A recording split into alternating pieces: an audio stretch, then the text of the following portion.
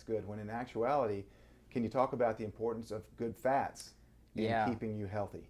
Absolutely. Fats should really be the priority with our nutrition plan. The reason why is that we have 75 trillion cells, and all the cells have a double fatty acid layer around every single cell in your body. And it's extremely key. It's called the cell membrane. It's extremely key for hormonal responses, extremely key for just having good, healthy hormone function, good, healthy neurological function in your system. So the communication process between cells is dependent upon this outer ring of fat.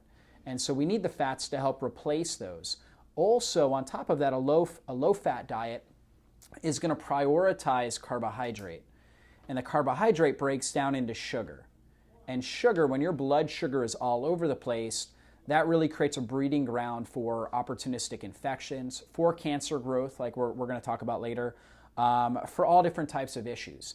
And so utilizing good fats as your primary energy source helps your body produce something called ketones. It's a ketogenic diet, and those ketones are actually a preferred fuel for your body, and especially when you become what we call keto adapted or fat adapted, where your body just becomes so good it preferentially uses these fatty acids, these ketone bodies, your blood sugar stays extremely stable. And that reduces inflammatory processes in your body. It helps you have better mental, emotional balance. So you think more clearly, you have better memory. Everything in your life really improves because your sugar is stable. You don't have these bumps, these ups and downs, these insulin surges. And so your emotions, again, are going to be more balanced. Everything is going to be more balanced. Your body's going to be able to handle and tolerate stress more effectively. And really, the hallmark of successful aging is being able to adapt effectively to stress. And so I think a high, good fat diet is really, really key for that.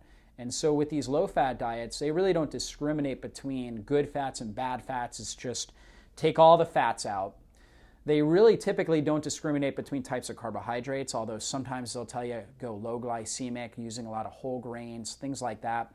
Other people choose high protein diets, but really protein and the carbohydrates both break down into sugar in your system. And that stored sugar will stimulate higher levels of inflammation in your body. And what we're trying to do is really control inflammation, and a high good fat diet really helps with that.